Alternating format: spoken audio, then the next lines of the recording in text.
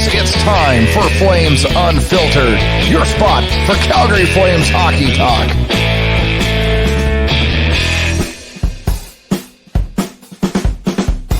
First shot goals, yeah, they will kill the hopes of a playoff run.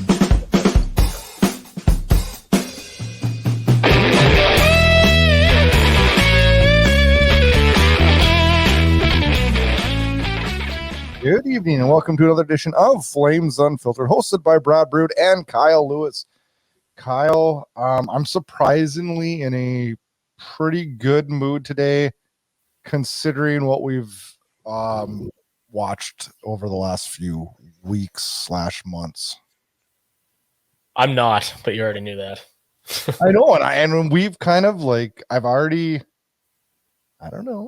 mentally prepared myself. This is probably going to be our most argumentative show ever. Possibly. Also, the least amount of prep work we've ever done, because the only preparation we did this time was a couple of angry texts back and forth and a brief phone conversation. So this will be live and uncensored. Yeah. I mean, I wrote down what we needed to address, I guess probably is the best word. But beyond that, it's I don't know. I mean, we try to do these shows every week and, try to not talk about the same stuff, but it seems like it's the same stuff. Only now, based off deadlines, whether it be the NHL trade deadline or the playoffs coming up close, we're going to have some answers here. Whether we want that answer or don't want that answer, we're getting it. So, well, it's kind of annoying because every other team already has some semblance of answers. It's been, what is there, two teams, Calgary and one other, that haven't made a single deal this year, I believe. There was three. Philadelphia. No. Was it Philadelphia? Los Angeles was one of them until yesterday. Oh, man, does that ever something too, eh? Jonathan Quick is pissed. But what does he expect? I hate to... Well, I think I don't. I mean, what he expects, I think, whether it's right or wrong, is some semblance of loyalty. And actually, Ryan Whitney tweeted earlier. Yeah, Ryan Whitney tweeted earlier about Dustin Brown got a statue, and Jonathan Quick gets traded to Columbus. Oh, that is. But I agree with you. I agree with you. So Rob Blake doesn't make that move, and Phoenix Copley sucks in round one. What then? Oh, it's a bold move. I don't have an issue with it at all. I think it's the right move. Yeah, I think players thinking they're untouchable or owed a certain thing is a little bit ridiculous. Obviously, Columbus has no vested interest in Jonathan Quick apart from maybe a bit of a mentorship role, or they're probably going to flip him like Frank Cervelli suggested. But the first round pick was obviously the key to it. But it's just, the point, I guess, is that every other team has a seemingly clear direction. Even like Nashville, who's sold a bit but still isn't completely out. I kind of admire that, and that's where I'm starting to think more and more maybe the Flames need to go. It's hey, if there's the right trade is out there, you make it. Or you just can't stand pat because assets are diminishing. The season is almost lost at this point, I would argue, which we'll get into, of course. But they're one of the only teams we don't know what they're doing yet. Yeah, that's the frustration. I mean, I honestly can't wait till deadline day is over. I think the frustration is just the unknown. I mean, we hate to know. We thought we knew a direction, and I heard somebody say this week that they think that Calgary is in a state of disbelief, and I think we are. I think we are as a fan base. I think we are as a team. I think we are as everything, because I don't think anybody saw this coming. But you know what? I've learned in this world that, shit happens, man. And I mean, it is frustrating. But I also think that this isn't a time to burn down Calgary here. I mean, we've had a ton of goaltending issues. And I mean, is everything perfect besides the goaltending? No, it's not. And I'm not trying to make it out to be that way, but we get some saves. We don't let in 9 or 8 or whatever the hell the number is, first shots in a game. This season is tremendously different. It's tremendously different. If that had happened, right? So, and it didn't happen, but that doesn't mean that this is going to continue for eternity. No, but I think the team still needs to look at possible personnel changes with. Well, one of the big things yesterday, more recently in general, is talking about changing the goaltending, the coaching staff for the goaltenders. I, Um, I hate I don't. people, but I almost think that that'd be a start. Yeah, I'm thinking more and more so as well because these guys are just far too talented to be this terrible. But at the same time, like I mentioned this to you yesterday, I think about like when Brian Elliott was in Calgary and had a great regular season, he was terrible against Anaheim in the playoffs, and they moved on from him. Now that was a UFA, so that was a lot easier. But I'm not opposed to moving on from either of these goaltenders at this point, just because I think if the right, well, it won't happen with Markstrom, I'm sure, but if there's a good deal out there and you have a A-list prospect like Wolf, there's lots of goalies that they might try. Like I wouldn't be opposed to it. It just, and part of that's my frustration with how terrible they've both been. But like I said at the outset, I mean, there shouldn't be any deals that aren't considered.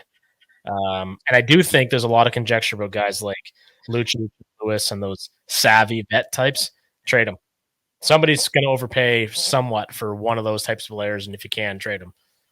It's going to be interesting. One of the things we're talking about today on the show, today we got to recap 4 games, 3 road, 1 home, 1 win. Ugh. Some Flames news, goaltending, we're just talking about now, Zadorov.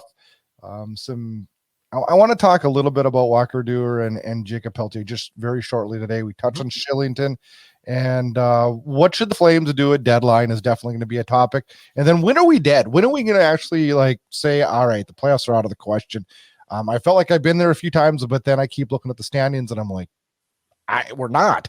We got 4 games to preview, 2 home, 2 road. Where does this team go? I have no idea, but I do know that we got to talk about them for an hour here on Flames Unfiltered.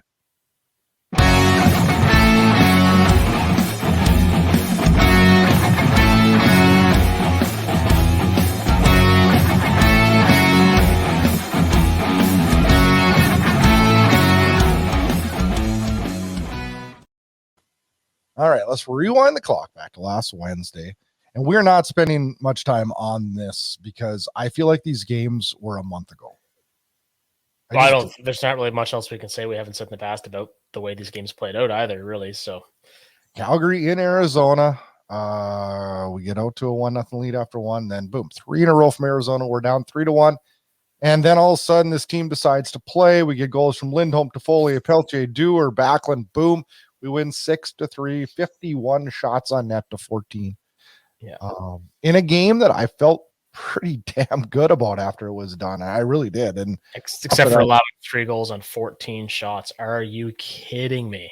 Oh, that's brutal. It has been the, I don't even know what you even call it anymore. 29 other teams, I'll guess that's going to be a shutout game. That's absurd.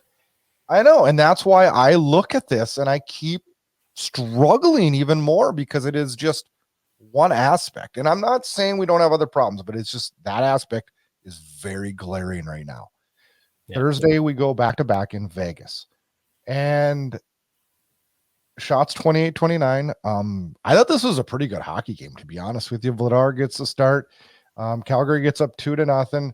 And, we just let Vegas hang around, and they end up winning the game on an overtime goal that Backlund was a bad change by Backlund. But I'm not ripping on him. He's been the heart and soul of this team. He was our only good player in the Edmonton series last year. He has been consistently good all season. I'm giving him a pass on this one. Yeah, he should be a captain. We talked about that last week, I believe. Like he should be captain of this team. I'm not to go down that hole, but I'm not a fan of not having a captain, and I think he has proven all year that that's the letter he should have on his chest. But yeah, I thought about Sergei Kostitsyn years ago in a Nashville playoff series, making a terrible change that led to, I think it was a winning goal. And there's kind of some shades of that. This wasn't a playoff game, mind you, but it may as well be for Calgary. But it was this year. Just a really, really stupid play. But everybody makes them. It happens. But that's the other thing apart from goaltending is some monstrous individual errors the last 2 games, including one last night that ultimately cost them the game against Boston. So that was the Vegas one though. That was really tough to swallow. It was. I thought it was the game we were going to get 2 points, and boy, you put that with the Arizona win, and boy, things are looking pretty good. Saturday night in Colorado. Colorado gets out to a 2-0 lead, 3-0 lead, actually. Calgary fights back, gets one more. This is just another one, Markstrom gets a start, pucks go in right away. Was it the first two shots, or it was the first shot for sure? First shot, I can't remember on the other one. I mean, I honestly very quickly paid less and less attention to that game. It was unfortunately unexpected. But I didn't think we played that bad. Like, as a team, I don't think we played that bad. But you can't spot teams 2-goal leads every freaking night and expect to survive. So that's exactly what they do, right? That's you just can't do that. Yeah. And then let's go forward to last night's game. Boston's in Calgary, and Boston gets out to a 2-0 lead. First shot, first goal. Yep. And Calgary was dominating, and then they come down, and I don't even think it was like I'd say it's a B-level chance, and a very stoppable shot, and it goes in the net. And it looked like I could have done as well. And then I think it was a 4-shot went in too. Calgary outshoots Boston 57-19. I thought played really good last night. Honestly, I was upset that we lost, not pissed, because I look at this and I'm like, freaking played good. What else did you ask for? We played good. The results, the same thing that every other team seems to get when they play good. You can't. If you don't get good goaltending, you can't win in the National Hockey League. You just True. Don't. But I mean, at the end of the day, it's a team game, and that's a problem that the team is not addressing, whether it's by, neither one's been good to start. We mentioned goaltending, coaching. Like, it's just. Well, what do you do? Okay, what do you do last night if you're Daryl Sutter? You're like, well, shit, he didn't stop it either. So I'll put Markstrom in. Markstrom looked really good last night, I thought. He made an unbelievable save late in the game. Yeah. It was in overtime. He made that. I think it was overtime, yeah. Right. No, he can't fault him. I mean, who would have thought that that would have been the better bet to start, apparently. But the same thing in that game. And I was so angry at Zadorov for that horrific decision to try and throw that open ice hit. It was the dumbest thing he could have possibly done. Like, he just, he. Did you see what his quote today was? No, I didn't. What did he say? Angers me even more. This dude is oblivious to his shittiness. Well, he blamed himself for the Colorado loss, which I thought was kind of interesting. He did. But last night he goes out of his way, and I love his big hits. I love that aspect. The one on Marchand early in the game was fantastic. That set the pace for how well the Flames played. But you have to pick your moments, right? Yeah. We're in overtime, and he steps up into a guy, takes himself completely out of position. This was not in overtime. No, it was when he took out Mangiapane as well. This is when he took Mangiapane. In the third period. That's all a blur now. And they scored to tie the game because he took himself out of position. And then in his quote today says, well, we had 2 or 3, grade A chances in overtime, and we need to bury those. Yeah, we need to bury those, but we wouldn't be in freaking overtime if you wouldn't have been an idiot. Yeah, it was the dumbest play I've seen from him probably this season. And there's been a lot of people like lauding him, saying, oh, he stepped up and been so good. And I haven't seen that. I mean, I think he's played admirably much of the time, but I think the first half of the season, first third for sure, he played way over what I thought he would be able to, and he was really good. And I was very happy with him. He's a guy that I'd look seriously at moving for a decent offer. For sure. He's on that list. Honestly, and I'm sure some people would disagree with me because I think he's going to rebound next year, but Mangiapane, I think you listen to, whatever's out there on him. And I'm not saying that these are, necessarily the right moves, but in terms of how these games of District Cap went, I mean, they are so far from where they need to be. Their goaltending is horrific. It hasn't won them a single game this year that I can think of, maybe one in the fall. But I mean, how much longer do we do this? Like, how much longer do we say? Well, what do we do? You listen to offers because your season's to me, and you asked this question earlier. I think they are listening to offers. Don't you think they're listening to offers? Always is. But I'm going to tell you right now, in my opinion, this team is done. They're absolutely done this season. They are not making the playoffs, and I would love to be wrong about that, obviously, and I hope that I am. But they have Their goaltending is atrocious. It is costing them game after game after game, and it is so frustrating.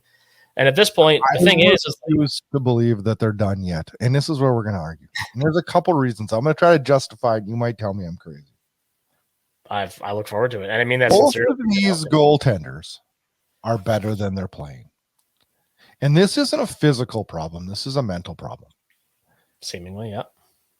I mean, you just don't forget how to stop the puck this bad without it being between the ears. So how does that get fixed from the last game and the last game? Like, when does it get better? Because it hasn't yet. So, and this is maybe where we argue. I always look for changing points in athletics or life or whatever. And I'm not saying that Jacob Markstrom is going to be great now. I would probably say the Vegas odds would say that this continues for the rest of the season. Yeah, of course. I believe that, and I believe that. But I always look at marker points, right? Okay. Him and his girlfriend, or I'm not sure really what she is right at the moment. Wife, I believe. I don't believe they're married. No, I don't. But it doesn't matter. That's irrelevant. Partner. Anyways, his partner and him just went through a pregnancy, and there's a million players, and you said it to me last night. There's a million players that have kids, and I totally agree. But we just don't know the situation. Like I said before, like when his father passed away a few years ago, that must have been absolutely agonizing. Yeah, for him, you know. I mean, and my wife and I have had 3 kids, and it's funny. I'll be honest with you. My wife actually texted me and said, "Hey, Markstrom had his baby. Maybe that'll take some of the family stress off, and he can be a better goalie." And the only reason I would agree with that is we just don't know how the pregnancy went, whether, there was, we just don't know. Mm-hmm. Sometimes when it's done, and I am speaking from experience, when you're holding your child and it's like, now they're healthy and now that's over, maybe it's a reset button where he can get back to the rink, have that behind him, and now he can be excited to go home to see a happy new little baby, and it can just be a mindset change for you that could affect your work. Because let's be honest, like, these guys are human beings like me and you. And I know it changed me when that stress went off of me. Mm-hmm. So I'm not saying that this is a save all. I'm just saying it is a marker point. And that last night he came in really cold and had minimal shots, but did good. Yeah. But did good. I don't blame the overtime goal on him. That we had 2 guys chasing behind the damn net. That, I don't know. And yes, you can say to me, Brad, you're grasping for straws. And I am. I totally am. But don't we do that in sports? Like, don't we do that? But I see some of the stuff that people are posting, and it's like, holy shit, you guys. Like, really? Like, you want to trade the whole freaking team away? Like, are we all of a sudden, it's everybody sucks. Treliving sucks. Sutter sucks. The ownership's shit. Everything sucks all of a sudden. And the ownership has been kind of shit for a long time because mediocrity seems to be their modus operandum, but that's another discussion. The owners want this. The owners would not have given Brad Treliving the go-ahead to go out and get freaking Huberdeau and make these bold moves that we all loved. Every one of us loved him when it happened, right? We all did. The only thing I didn't love, and this goes for any player that does this, I think it's naive to sign a superstar player to a long-term big money deal when he's never played a game for your team in your city. I really think that's irresponsible. I do think Huberdeau, for example, will be much better next year. I don't have any issues. He will. No question about any of that to me. But I don't agree. It's the same thing with free agency. Obviously, that happens all the time. Like, I just don't like that. He's never played in this conference. It's a new city. He's got to move his family. Like, this isn't. He's not re-signing. It's not re-signing with the Panthers, right? Like, it just, to me, it's like, okay, let him get 20 games into the season, maybe, and then start talking contracts. I don't disagree with you on that, Kyle. But with the way the situation was in Calgary, you have to agree there was some extenuating circumstances. And I'm not saying that's the justification to it, because you know what? Honestly, if I was a GM, I would never sign a player to over 5 years. That'd just be my rule. I'm never signing anybody because it never goes good after 5 years. I can think one contract in my life was Alexander Ovechkin's that aged good. That's the only one after 5 years that anybody was happy with. Crosby's? Yep, you got me there. There's another one. Yep. And then McDavid. Two generational players. We're talking about a once in a lifetime type talent. It doesn't work like it works with franchise players, and that's it. It doesn't work with superstar players if we're going to use that kind of tiered system, right? So I get it in the sense that the market's the market, and you got to lock these guys up. And for that reason, it didn't bother me a lot. But realistically, it's not a good move to just, you've been on one date, okay, let's get married. I you know what? I definitely that's a good analogy. I agree. Yeah. And I'm not arguing that. But then I sit and I look, Kyle, and I'm not trying, and I know I've thought a ton about this, and I'm usually the most negative person in the freaking world. Yeah, then you met me. And then I met Kyle, and I'm like, holy shit, this guy's more negative than me. No, I don't know why. Something clicked in me the other day, and I just started looking at this, and I'm just like, I think we're, as a fan base, looking at this completely wrong. I feel like I can't remember who said it. And it's obviously this is arguable because there's no way to scientifically pinpoint this, but they figured that if our goaltending was average, just an NHL average right now, we would have 8 to 10 more points. We would have I don't know where the well, that puts us they would have 10 for sure. We're in first place then.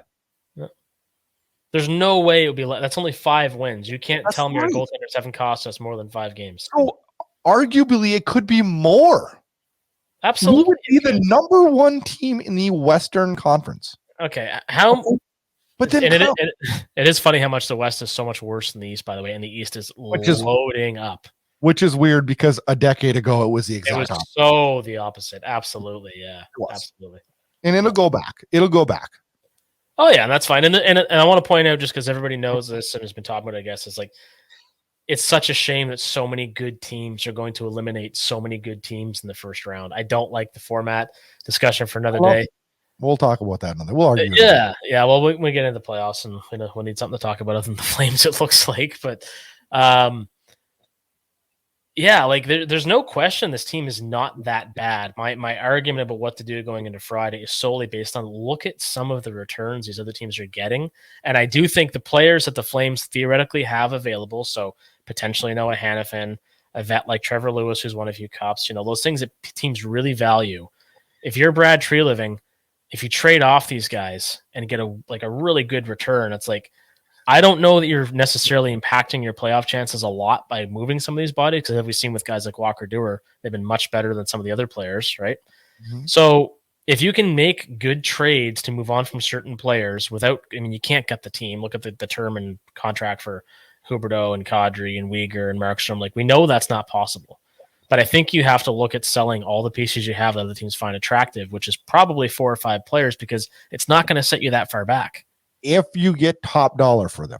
And I think they will, based on like I said, what's going on. It is wild. Look what Jeannot got for Jeannot going to Tampa. That is fucking crazy. It is, but here's why that's crazy. Because Tampa thinks that's their one thing that fills the hole. So they're okay to overpay because they've been winning cups. It's okay to overpay if you're winning cups. Same with the Bruins, right? I don't think they overpaid for Orlov. For Orlov or Hathaway. But God, I don't know. Orlov 2 goals last night. Are you kidding me? Yeah. And now, Kyle, I know you think I'm crazy on this, and we went back and forth here the last few days. Not on this, just in general. Yeah. But and I'm not trying to sound like the eternal optimist, because I'm actually not the most optimistic person. Usually I struggle to be optimistic. But here's the thing. This team can't go into full sellout mode, which I think would be idiotic because they're too good to do that. Well, second thing, are we going to make the playoffs? I don't know. Maybe. We can talk about that more in a minute. But So what do you do? What do you do if you're Brad Treliving heading into Friday? And there's two options. And I think, and you tell me if I'm wrong, and I want to hear your take. I would go about it this way. I would look for a depth defenseman just because I feel like we need somebody because of injuries, right? Just to finish the season out. Okay. Mm-hmm. No, I would not go crazy and go sell off prospects or picks for a winger. I wouldn't do any of those things. I wouldn't do any of those things. The team hasn't shown me that I'm going to reward them. So I wouldn't. But what I would do is this. Would I sell off? No. But would I listen to every single offer? And I'm telling you, Kyle, I'd listen to offers on Hanifin. I would actually go out looking for offers on Hanifin and Zadorov. Yep. I would entertain offers on Dubé. I'd entertain offers on Mangiapane. I would be hesitant, but I would probably entertain offers on Toffoli. I'd like to see how that rides out next year. Honestly, he's one guy I might ride out. But if somebody gave me something super good, we're doing it. Now, I would try to re-sign, not now, obviously, but in the offseason, I'd look at getting, Dewar locked up, Peltier's. Two best players last night for the Flames, in my mind, were Dewar and Peltier. They were fantastic. Backlund and Lindholm have to stay Flames. I think they're key parts. Yep. And I'm all over the place with Tanev. Tanev's a guy that I want to keep because I love Tanev. But I also look at him and I'm like, he gets injured a lot. Well, then he has the type of intangibles and defensive metrics that other teams are absolutely drooling over. So you might get a haul. And I'm not saying before deadline, I don't think you get a haul because I think that's not in people's plans right now. But I think in the offseason, you could get a haul.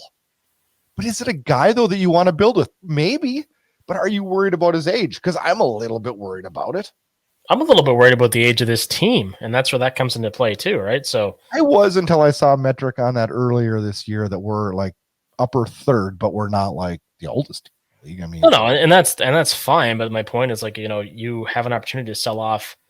And you got to be careful with the word "sell" because that implies, even when I used it on Twitter, and I was in a foul mood. But when you talk about selling, it makes it sound like you're selling the whole farm. All the guys you mentioned that you keep. So we're not going to be as combative as maybe we thought here. I agree. Like Lindholm, Backlund, Anderson is obviously a keeper. Well, he's signed.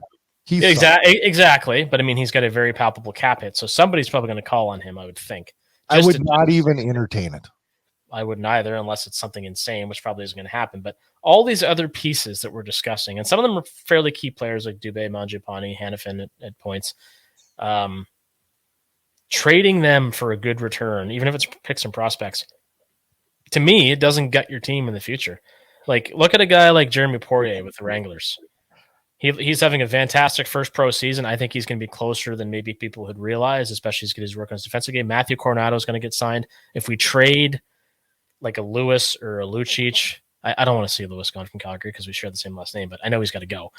But you're making either. So what's that?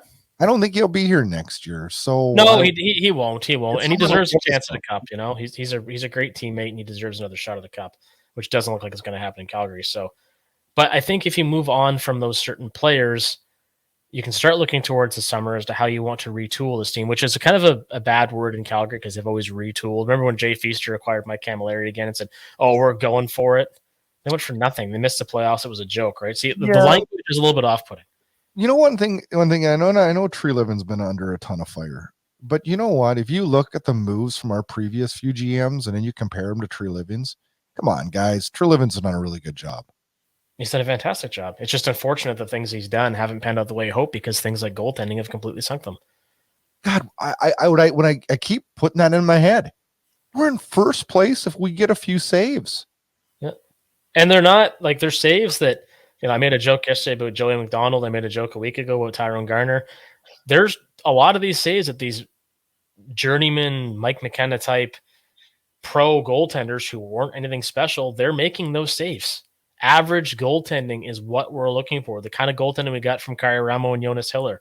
The kind of goaltending, like we don't need another Kiprusoff with this team. It would be nice, Well, But all we need is just be decent, and they can't even pull that off, and that's why it's so infuriating. And it's not. And again, the whole child discussion about Markstrom, there's probably some merit in that, as you said. But Vladar's been terrible too. How is it that both these goaltenders have been so terrible? I mean, there's no way me and you are going to be able to say this. And I mean, I'm throwing a freaking dart at the wall with Markstrom and the kid thing. I'm literally just throwing a dart and trying to go off like how I personally felt when my children were born. It gives you a rush. Which is, obviously I can't relate to that at this point in my life or so far in my life, but I mean, I get that. The only issue I had with that reasoning or excuse is that people on Twitter were jumping on saying, "Oh, this must be it. Like, this is the problem." It's like, you have no idea. He could have some kind of PTSD. He could be OCD. Like, there's all kinds of different things that we at this point believe are mental health issues or some sort of a mental issue that's causing him to play so poorly. So I just want to be careful when we discuss those things, because some guys are like, "Oh, well, that's what it is." It's like, that's not fair. Like, you don't know how much. No idea, and we don't have any idea what's wrong with Vladar either. But you know what? I know Vladar's a good goalie. He's showed that to us. But you know what I see there is that sometimes when a role changes for a guy, things don't always go the way they used to go. Well, let's draw a direct comparison here. At least in my mind, David Rittich had tons of potential. And he had like 29-9 in the 18-19 season. Like, he was brilliant. Smith started in the playoffs against Colorado and was actually really good. The team got shelled, and they tried to press Rittich into more starts and didn't pan out. Now he's probably one of the better backups in the league with Connor Hellebuck. But Dan Vladar right now looks a lot like David Rittich, like, very talented.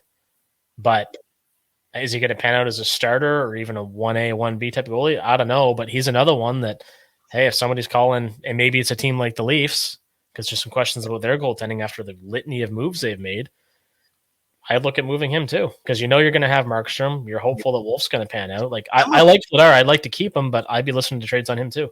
I would be listening. I'm just afraid right now that your return wouldn't be what he's probably worth to us right now. Because I have a real hard time believing that, and I'm not saying I want to do this, but let's say we just stood pat, did nothing, went into next season with this same group for the most part. We lose a few pieces, none of them which are key. Does it go like this next year? No, it doesn't go like this next year. There's no way. There's just no way. See, conversely, I just don't see how this gets better. These goaltenders have been terrible because that's what I'm saying. It's just like, it's every night that they play. It's like, oh, tonight's the night it's better. Today's the day it's better. It's never getting better is what it seems like. So what's going to change? So you think next year, though, that Markstrom and Vladar are going to show up and let in first goals like this? I think it's possible. I don't know. I don't know that I'd want to start into the season with them as a tandem. I'm not saying get rid of them both necessarily, or not that, again, that you could, but it's like, I think you have to look at everything. And obviously there's got to be something we don't know. I'll tell you right now, and I hate to say this because I don't like to throw people under the bus necessarily, but I am all for changing the goalie coach situation. Me too. And I hate firing just to fire, but something's not right. No, and even if it's not right, it's the same as any other coach. Like, Bruce Cassidy going to let it go by the Bruins was just stupid. So now he's going to be a rock star in Vegas. Has a great season. And Jim Montgomery obviously has got a world-class team in Boston. But coaches, they just move on from them. But they only seem to do it, like in the media at least, or we only hear a lot about head coaches, assistant coaches, that kind of stuff. At the end of the day, maybe these goalies just need a new voice. Like, I remember David Marcoux did a really good job in Calgary. Like, what is going on with the goaltending in Calgary is not acceptable. It's not a pro-level hockey. It's every goalie has ups and downs. Both are goalies. So I'm sorry for butting in on you there. I honestly thought we would get a press release today that LeBarber was let go. I honestly did. Yep. And who knows? Maybe that doesn't solve it. But like right now, like, we got to do something. We got to do something. It's different too, because these guys, like, it's not like when you and I get let go and like, here's your 2 weeks pay, or here's what we owe you for years of service, and it's a pithy amount of money. Most of these guys, from what I understand, have contracts. They're going to be paid out because of said contract. So as bad as I feel morally about saying somebody should lose their job, at the same time, they're looked after a lot more than you or I are. And the business that they're in, Jason LeBarber is going to find a job somewhere probably by the summer, whether he's an assistant, whether he's a head goalie coach again. Like, so that kind of, I'm not just here to try and push any more than you are that somebody should be just let go, but clearly both goaltenders need a new voice. It was just Markstrom. I don't know, but after watching Dmitry Orlov look like Bobby Orr last, I'm like, oh, okay, that's enough. Like, yeah, no, there's something wrong. But I know maybe my pushback is too strong. Like, I refuse to think that Jacob Markstrom's career is done. Something's not right. Well, you can see it again. He's too deep in his net. I mean, not so much last night, but like so many games, he hasn't looked like himself at all. So something has to change there, given the term that he's on and the position with the team. He's not going anywhere. So figure it out. And clearly, we're not going to figure out with the staff we have in place now, because there'd be some kind of a change by now. So I'm not trying to beat a dead horse here, but I look at the standings, Kyle. And I can't help but think that we can't catch Seattle. And I know everybody's like, well, they have the easiest schedule left in the league, and they do. But I just look at it and I'm like, I can't help but believe that we can't catch somebody. And you know what? Here's another one that people are going to think I'm crazy as hell. They're for sure going to think I'm crazy after this show today, but Edmonton goes out and gets rid of Tyson Barrie, which 2 years ago he was junk. Yeah. And I would have said that's great, but this year he's actually playing good, and then they get rid of him. And they bring in Ekholm, and it's everything I've ever said that Edmonton needs in a strong defensive defenseman. But now you just took the power play specialist that has the number one power play in the league, and you took the head guy off of it. Yeah, a lot of people have been saying that, and I get it. It also speaks to the fact that Nashville is like not entirely out of it because they wanted somebody like Barrie in return. Mm-hmm. I suspected anyway. That's why this trade happened. But man, I mean, can we catch the Oilers? You think that's crazy? I think it's insane because they have two of the best players in the world. And that's just not going to happen, in my mind. That's the problem I have. It's like thinking that Calgary. That's the whole thing about thinking Calgary can catch Seattle. Why would anybody think that? Calgary cannot win hockey games right now. Their goaltenders can't stop a puck. So we've managed 72 points with the crappiest goaltenders in the league. Since All-Star break, we've had a less than 0.85 save percentage and have managed to get points. But now we're counting on other teams to falter. Calgary decided, apparently, that they didn't want to control their own fate because that's the position they're in now. And I know that. And that's where we're at because of our goaltending. But if we could just get a 0.88. That's sad. God, think about that, though, Kyle. So, I think we can beat some of these teams. And I guarantee you right now that if somehow, some way this team gets into the playoffs, every team's like, well, shit, I don't want to play Calgary. Yeah, we've said that a few times, yeah. I think at this point, based on the goaltending, and I'm saying that people thought I was crazy a few weeks ago and likely still do, but I'm seeing so many people clamoring for Dustin Wolf now. And I'm gonna get on that bandwagon just for a second, and here's why. So I always think of this one in particular. God knows why, but Johan Hedberg, when he came with Pittsburgh, went like 7-1-1. They made the playoffs. They won around with him. Andrew Hammond in Ottawa, that hamburger season. Like, goaltenders are so fickle and so all over the map. But based on the results we're getting from our two guys, and you have a guy who's a blue chip, unbelievable prospect, and I get all that talk to a point about, it's going to ruin his confidence. He's a pro athlete. Like, fuck off. Like, eventually he's going to need a chance. This isn't going to be like Roberto Luongo in New York or something like that. Like, if they were to recall him, he comes in and they win a tight game 2-1 or something, and they just run with him, maybe he goes on a crazy tear and they do make the playoffs. And maybe. But I don't want him coming in having to be the savior. Now, Dan Vladar blows a hammy out tomorrow night, and Wolf gets called up, and they give him the keys to go play a game, and he wins, and then, here, we'll give you another try. We'll win again, and he wins again, and then he takes over there. The pressure's not on him to be the savior then. He's getting called up because some dude got hurt. Well, it doesn't matter. So, like Calgary, they're going to expect him to be the savior anyway because there's so much hype around him. They're just going to keep talking about what happens. The fan base. That's not in the room. Well, nobody in the room is going to put that kind of pressure on the kid. They just expect him to stop the puck. That's his job, right? I know what you're saying. But I don't know. What happens, though, if he comes up and gets shelled lets in the first shot and lets in 5. Like, then what? Then it's like, well, fuck, now our prospect sucks. Well, Which it wouldn't be the case because it's just one game. But you know what I'm saying, though? Like, yeah, but I mean, that's that. Look, remember Marc-Andre Fleury when he started in Pittsburgh and he got lit up because they started him as like an 18-year-old when he came out of Cape Breton. Like, he had a really rough start to his career and he figured it out. I'm not saying everybody has the same trajectory. Obviously, the guy's going to be a Hall of Famer, but with Dustin Wolf, it's like I know. It's similar to what you said about Markstrom. Next year is a new season. I think Wolf would approach it the same way. You know, and I don't, Kyle, and I don't disagree. I don't. I just think it's funny now that everybody's kind of like, we need to recall Wolf and try him out. I'm like, you know what? Absolutely. Saying that forever though. People, yeah, but now there's a lot more people who wouldn't say it before are saying it because our goaltending has been so terrible. So unless there's somebody in a scrap heap somewhere in the league that I'm not thinking, I'm freaking fine with bringing in Cam Talbot at the moment. There's a dub on him lately. I would be, if we traded for Cam Talbot tomorrow, I'd be like, perfect. Why would Ottawa trade him? Is my question. I don't know. That's a team. I think Derek Brassard had said, we feel like we've earned, having something added. That's a team I wouldn't want to play in the playoffs. They got a great mix. They have a great mix of talent there. So, but except the East is different than the West this year, and Ottawa going into the playoffs playing the Rangers would be, do you know what I'm saying? It's just a different mindset out there right now. If Calgary was in the East, we'd be talking a whole different ball game right now. Oh, 100%. Yeah. And I think even teams like the Rangers, I mean, just to touch on them, like, like Kane and Panarin are back together and they've got Zibanejad and they got Adam Fox and Schuster. Like, they've got a ton of talent, but man, the Lightning losing 4 straight to the Blue Jackets a few years ago.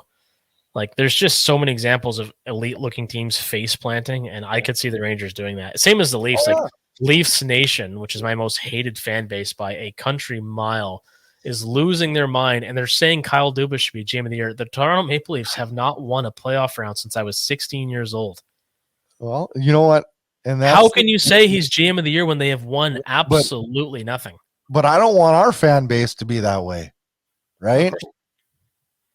I mean, we're having a struggle bus this year, and it sucks. Oh, yeah. And it's not real fun to turn the TV on or go to the game or anything right now. It's kind of like, but I look at this team and I look at some of the positives that there has been, and I think, man, it is what it is, and where we are where we are, and are we likely to make the playoffs? Probably not. But you know what? Either I'm going to look really fucking smart if we make the playoffs and go on a run, or I'm going to look really dumb, which there's a whole hell of a lot better chance I'm going to look dumb this year. Wow. But I mean, I know you well enough that if this team gets into the playoffs, you're going to come on this show and be like, I was wrong, and I'm happy to be wrong. And I'll be on a flight to Calgary for a playoff game again. That's no question.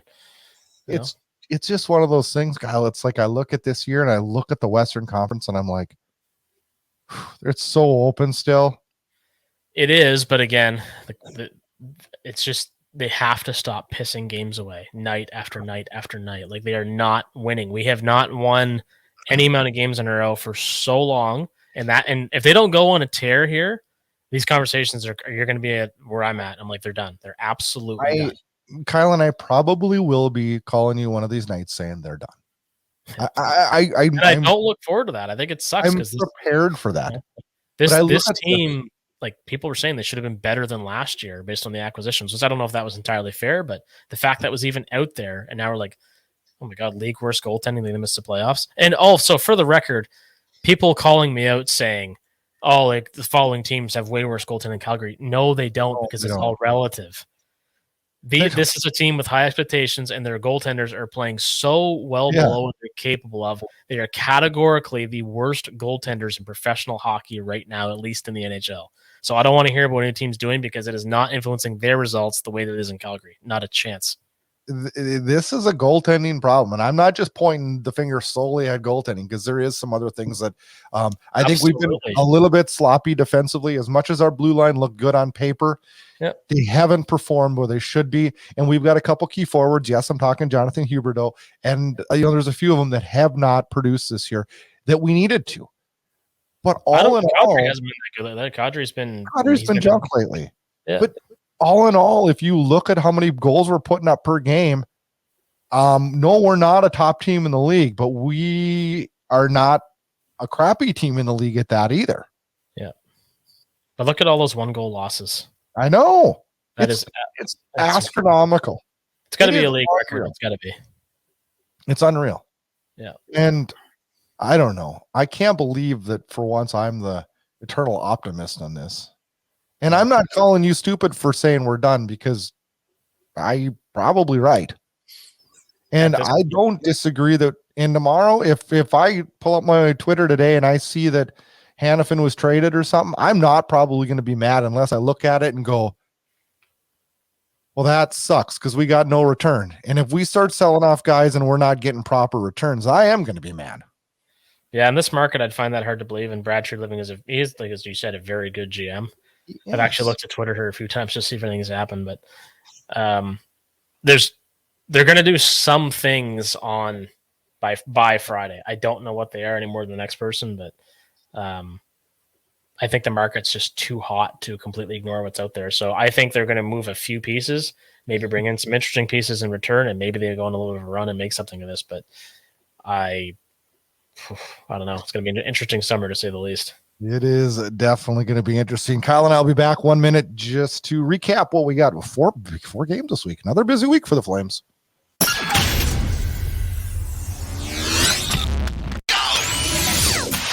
Get all your Flames Unfiltered podcasts, team news, team updates, and highlights at flamesunfiltered.com.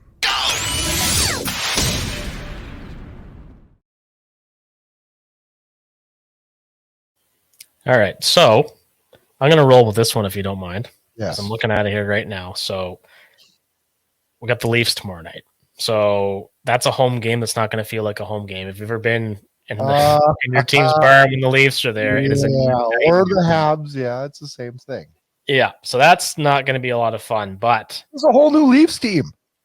Well, and that might work to their advantage as they try to work the bugs out. That team has changed a lot. So hopefully they can pull something out there. And for the record, I go with Markstrom after the way he showed against Boston. So do I. I never thought I'd say that, but let's hope that's the case, and I suspect it will be. So that's tomorrow night. We played the Leafs good earlier this year, lost 5-4 in overtime. The last handful of games between Calgary and Toronto have been fantastic hockey games. Everyone's been probably top 5 game of the year that I've watched. Yeah, they have. So the biggest game of the year to date, which we're going to say that a lot, of course, is the Wild on Saturday. That's, of course, Hockey Night Canada. Minnesota, one of the teams Calgary's chasing. So that's going to be something to watch, especially if they can get by the Leafs tomorrow night. That makes that game a whole lot bigger. Yep. We get the Stars on Monday, which we're going to, kind of throw back to last year's first. That one's on the road. We head to Dallas for that one. And that is our it's our second of 3 meetings with them. Yep. And then back. Yeah, that's true too. Yeah. Like we actually played them quite well. And then we got the Wild again, this time in Minnesota on Tuesday, which is that will then be the biggest game of the year. They're all big now, man. But, we're 7 back in Minnesota. We play them twice in the next 4 games. Yep. We could move 4 points there. Now, is it likely? Probably not. But I don't know. I'm not ready to wave the towel. I might be next time we talk, Kyle, but I'm not right now. I'm trying to prepare myself for the epic amount of disappointment I'm going to feel when this is over. And I believe what I'm saying, but I'm looking at the standings here now. And of course, God, I want all these Canadian teams to get in, even the Oilers, just for the fun of it. But I mean, you get Winnipeg, Edmonton, Seattle, and you get Colorado's. They're going to get in. They've only played 58 games. They're healthier now. Like I'm not even considering. Yeah, they're too good. But the Wild are still catchable. Can I throw something crazy at you? Is there a chance that Dallas falls out of this? They've hit yeah, there is. They've hit the tailspin here. Yeah. Not likely. They actually have the same amount of overtime shootout losses as the Flames at 13. The next closest in the league is Philly with San Jose with 12, which isn't really surprising. And then you get Philly with 10 in the East. And so it looked like garbage last night. Oh my Lord. So let's take the lower number of those 13 shootout overtime losses and say 6 of them wins. 6 more points puts you at 73 points. You're third in the Pacific. Yeah, I know. Less than half of those losses. That's where I'm really going to point where I don't think anywhere has been bigger felt the absence of Johnny Gaudreau than in overtime. Oh, Not so much shootouts necessarily, but in overtime. Like he was so much the straw that stirred this team's drink, and like watching all those losses to stack up. But yeah, think of that: 13 games they've lost in those circumstances. You take 6 of those and make them wins. This is a totally different discussion. Less than half, like that And is. that's not even counting, Kyle. That's not counting the first shot you let in. That's what I mean. Like these counting stats were, and this is why we come back to if they somehow get in, I wouldn't want to play them.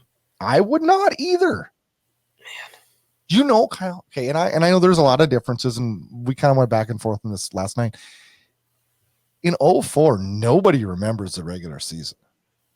I do only because I have a book that, kind of chronologizes it and goes on about it and whatever. But yeah, it's I know, but seriously, that team loses in round 1. No one talks about that season at all.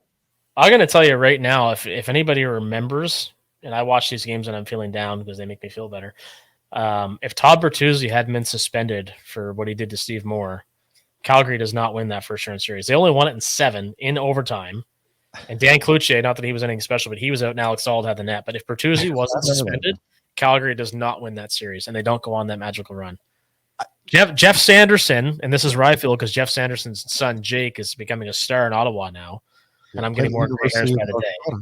Well, there you go, right? Phenomenal defenseman. Jeff Sanderson stepped into that top line with Naslund and Brendan Morrison in Bertuzzi's absence. They did a very admirable job, but again, you talk about circumstances, little things. Yeah, circumstances, little things that can rewrite history. That Bertuzzi suspension is the only reason that Calgary won that series. And then 4 years later, there's I don't know, Kyle. Is it likely we get in? No, but God dang it. Hey, if you're right about this Markstrom thing, and it looked like he might have been last night because anything that happened to him was not his fault. If he can get on some kind of a tear, like, man, pull a Brian Boucher and rattle off 5 straight shutouts, I'll eat crow. I don't care. So let me ask you a question. I know you'll eat crow because I'll eat crow. I'll be, if they lose out, I'm ready to come on the show and say I was wrong. Yeah. Here's something I got a question, and then we'll wrap this thing. Do you go into the locker room and say, Jacob, it's been a roller coaster. We're super happy for your family now. This is a reset button. The keys are yours. Give us your best shot. Why not? What do you have to lose, right? More hockey games. You know what I'm saying though? Like, yeah, I hear you, and I agree. I mean, I'm big on saying the right things and trying different things and saying different things. Like, try it. This team is too good to be in the position they're in, but it's the one they're in. So whatever you can think to do to try and pull them into this tailspin and actually string together more than one win in a fucking row, then you do it. Kyle, I thought about it last night, and I thought after the first period, I thought, how hard as a coach would it be to not go into the room and fucking kick a trash can and be like, can you motherfuckers make a save? I was trying to find the clip of John Tortorella talking about John Graham in 2006. He was like, we need a fucking save once in a while, whatever he says. And I couldn't find it. I know it'd be probably part of the rants on YouTube, but I just wanted that one piece. And it's so true. Like Mark Ford, Letterkenny style, just boot that trash can across the room. Yeah. It's killing them. And it's brutal because if they make those saves they should, egregious, stupid errors like Zadorov's in the Bruins game doesn't mean as much. No. Because you can't get a routine save, we're ripping on the big Russian defenseman for throwing a massive hit, which was a dumb play, but the goaltenders are not bailing these guys out ever, and it is maddening. No, and the players have bailed the goaltenders out a couple times, 6-5 against Dallas win. Well, they did it last night up until they lost. So, and man, I don't know, and I feel I honestly, I really truly feel bad for both these guys because I know it's killing them. I know it's killing them. Absolutely. It sucks. If you ever perform poorly, anything you've done in your life, whether it's a sport, a job, whatever, relationship, it makes you feel like crap. You take pride in the things that you enjoy and try to take care of business, and you just can't do it for whatever reason. Ugh. Kyle and I are back next Thursday for another edition of Flames Unfiltered, Friday, deadline day. We're going to be out there. I'll do a Flames Unfiltered shorts that day. We'll talk about whatever's going on. We'll keep you posted on Twitter. Kyle and I will both be active Friday on Twitter. Oh, yes. I have no idea what's going to happen. And I'm excited. Well, let's discuss some things we can do on that day because we're going to be very active on social media throughout the day, I'm sure. Yeah, that's going to be fun. We will be out there. You'll be able to find us, flamesunfiltered.com, YouTube, all the places, Twitter. Kyle and I will be there breaking down the deadline. And we're back for a normal show next Thursday. Leafs come to town tomorrow night already. We just need a win. God, we just need a save. Have a good week, Flames fans. And we'll see you next week. See you guys.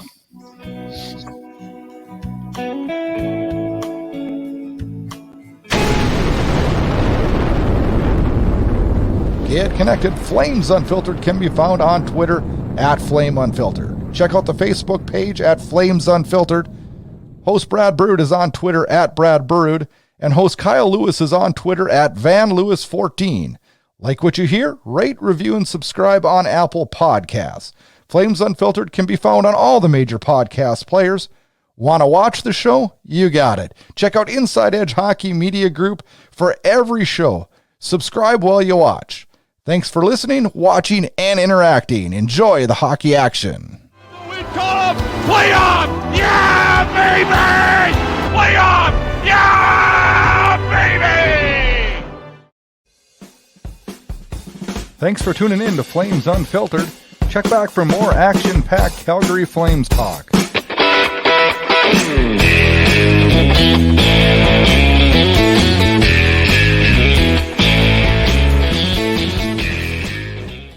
This episode of Flames Unfiltered was copyrighted and produced by Inside Edge Hockey Media Group.